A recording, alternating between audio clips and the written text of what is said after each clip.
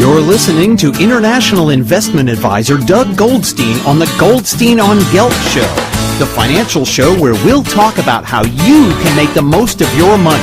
With all the confusing financial chatter bombarding you each and every day, Goldstein on Gelt will give you the practical information you want and need about living a financially stable life.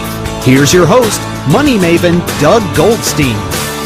Okay, we are back. We are happy to have back with us today Michael Spence, who is the chairman of the Commission on Growth and Development. He also wrote The Next Convergence, the future of economic growth in a multi-speed world.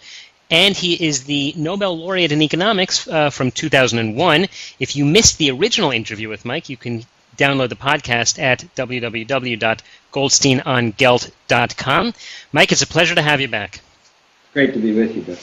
Last time we spoke about a number of kind of bigger picture economic problems in the world and really where we're going. We spoke about the development or developing countries as well as some of the Western already developed countries.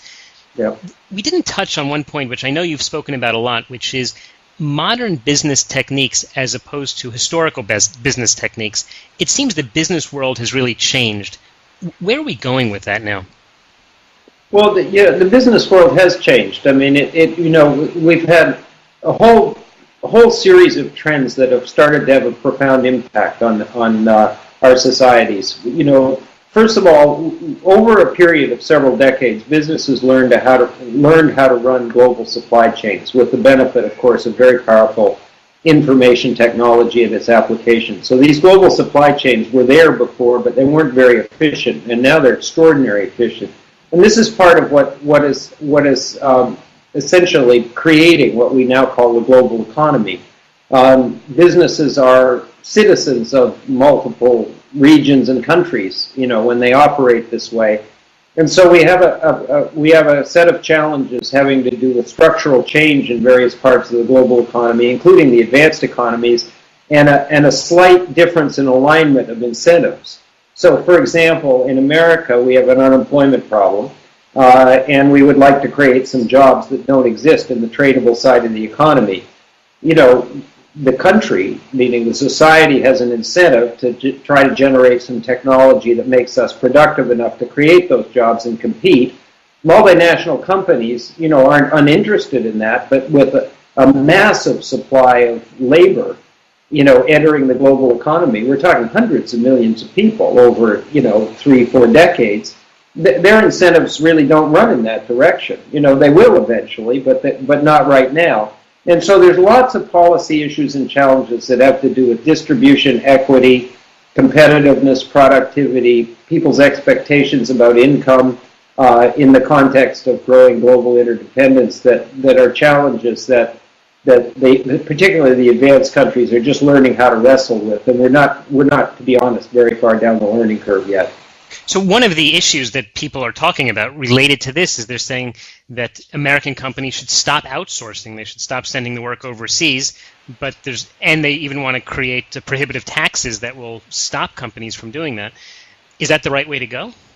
No, I don't think so. You know, you know, when you go down that road and you start to, you know, increase that kind of behavior in multiple places and start closing down the openness of the global economy, which isn't just sort of nice. I mean, it actually yields benefits. In Israel and in Italy, where I live, we pay less for lots of goods that are produced in the developing world, you know, and it enhances our standard of living. So we don't want to go down that route. So the route we need to go down is to work on the supply side of our economy and in skills and education and so on, so that we create an entity broadly defined that has the capacity to generate the employment and to create to meet people's expectations. I think that the challenge here is, I mean, if you wanted to put it in a nutshell, is that at least in some countries, people are starting to suspect that their children and grandchildren aren't going to have the opportunities that they had,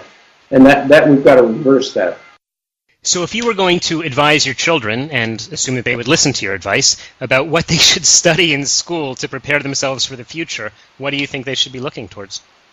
Well, they have a wide range of options, but I mean, I would encourage them to to at least think about engineering. There's a clear shortage, of engineering talent, pretty much everywhere, highly educated. I guess the most basic piece of advice I would give them is this is a world which is demonstrably rewarding capital as opposed to low-skilled labor, and that capital includes human capital. If you look at the fraction of income in many, many countries, advanced and developing, that's going to labor per se, as opposed to capital and highly educated human capital, it's definitely tipping toward the latter. So I would say, push hard on your education, pick something that you love to do, so don't just take my advice, but look at things that are likely to be in high demand.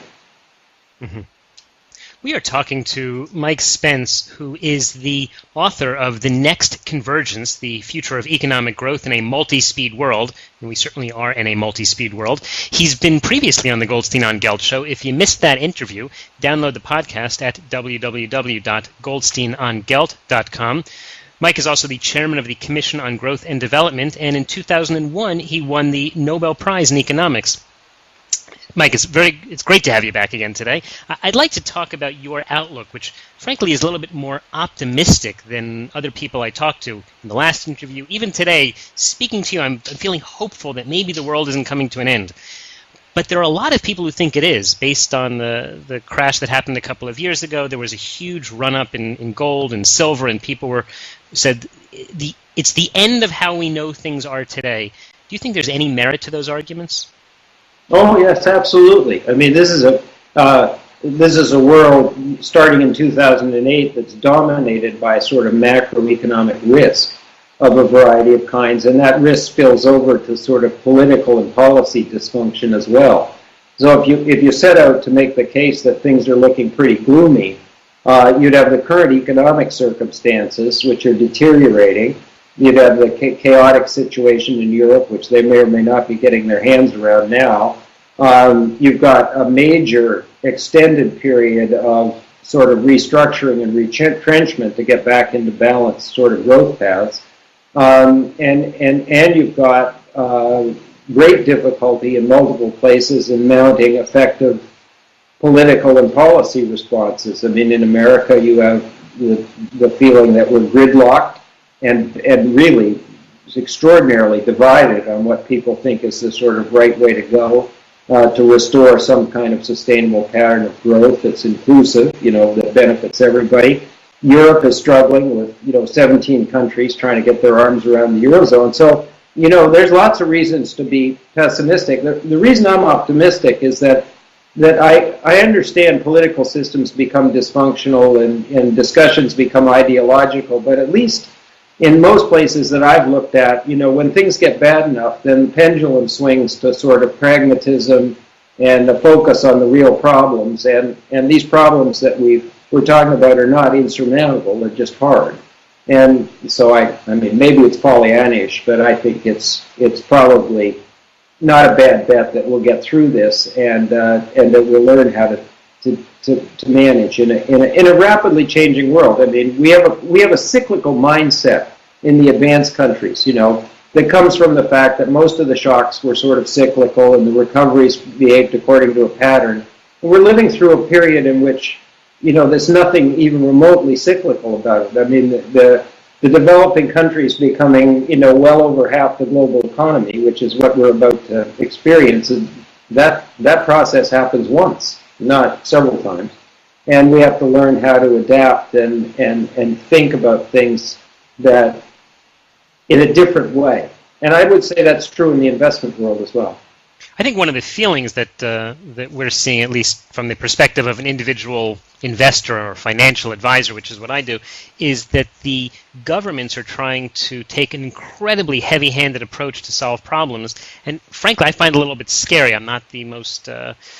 I wouldn't say that I trust their decision-making ability as much as, well, I don't know, I would trust my own decision-making ability. Right. Even issues like controlling the interest rates. It used to be that interest rates were handled by the free market until it became popular for every central bank to control them. Should we be talking about trying to free up the markets as opposed to the direction they seem to be going now, which is more government control? Yeah, I think it's a mixture, Doug. I mean, it's a very good question. It's actually quite a deep question. So part of the answer is definitely freeing up, markets and turning loose innovation and getting rid of rigidities and impediments to that. And that's an important part of the reform agenda in multiple places. It's certainly true in many parts of Europe, here in the south of Europe. It's true in the developing countries. And so there's definitely that element. On the other hand, there's another piece, which is, the government's an important partner in sustaining growth and prosperity. And it has to do with making investments, in things that at least have some elements of being a public good. And that includes education and the technology and knowledge base of the economy. And so I think what we want is an effective government that's activist where it's supposed to be, but not excessively interventionist where it's not. And it's an interesting balance to try to strike. It's a rather fine line, which I think is just difficult to really see. I mean, governments historically over thousands of years have tried to take too much power upon themselves and then just completely collapsed. And I think that's the fear that people are talking about. Yep. The other way that we try to learn about history is by looking at some of the great players. Again, as dealing in the stock market all the time, for example, everyone likes to quote Warren Buffett. And then, on the other hand, and he's a brilliant guy, and I love what he says, and he's got all the right ideas, but maybe the fact that he's the richest guy in town is because he's the black swan, meaning he's the one who coincidentally made mostly the right decisions, as opposed to other bright people. As an individual, again, I want to bring it back to decision-making for normal people. How do we find the examples that we should be following, understanding that maybe they just happen to be lucky that they're there? Yeah, I mean, I think that you can put that together in the following way. I mean, Buffett is a guy who has good analytic insights and a what you might call a sophisticated common sense basic approach to investment that I think you can learn from, or the rest of us can learn from. If we learn effectively from him, listen carefully, read what he reads, watch what he does, that doesn't mean that we'll do it as well as he does. So you can have a sort of black swan effect, because some people are just really good at some things and still maintain the proposition that there's a lot to learn from that. I learn a lot from Buffett. I learn a lot from Mohamed El-Erian and the folks at PIMCO, who kind of keep track of the secular trends in the global economy. And there's a number of others, that seem to me to have insights that are well worth listening to, even if you don't accept them all.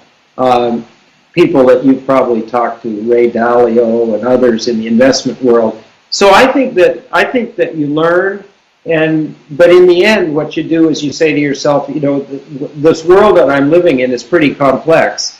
What I'm going to do has to make sense to me, and these are inputs. I'm probably not going to be one of the outliers in terms of performance, but I'll probably do better than if I were oblivious. Mm-hmm.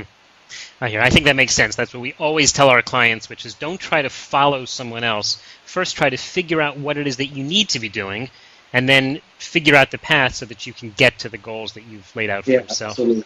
Good, well said. All right. We've been talking to Michael Spence. He is the Nobel Prize laureate in economics, 2001. He's also the author of The Next Convergence, The Future of Economic Growth in a Multispeed World, which you can get not only on Amazon and Barnes & Noble, but certainly in all fine bookstores. Mike, in the last few seconds, could you just tell people how they could learn more about the work that you're doing? Well, I think the two things I suggest are maybe taking a look at the book, although I don't want to sort of push that too hard. I hope it's interesting, and I tried very hard to make it accessible, not technical. I had a little help with that. Economists tend to speak in pretty strange language sometimes. But the other suggestion I would make is that there's a host of really top-flight people from the world of economics and finance and policy who write for an organization called Project Syndicate. Ken Rogoff, Mohamed El-Erian, Marty Feldstein, Danny Roderick, just many, many people who have very interesting insights into the way the world's working and in the global economy. So I think, probably dropping in on their website. the Project Syndicate, articles are published monthly in a very large number of newspapers around the world, but you can just go read them on the website. So I think that would be my suggestion. Okay, Mike Spence, thanks again. Thanks for having me. You've been listening to the Goldstein on Gelt Show with money maven Doug Goldstein. Doug's weekly radio show is heard around the world, but if you miss it, you can download the podcast at www.goldsteinongelt.com. The Goldstein on Gelt Show gives you up-to-date financial ideas so you can get on the path to financial freedom. If you'd like your questions answered on the air or off, send Doug an email to doug@profile-financial.com. It's your money for your future, so join Doug every week to build your wealth on the Goldstein on Gelt Show.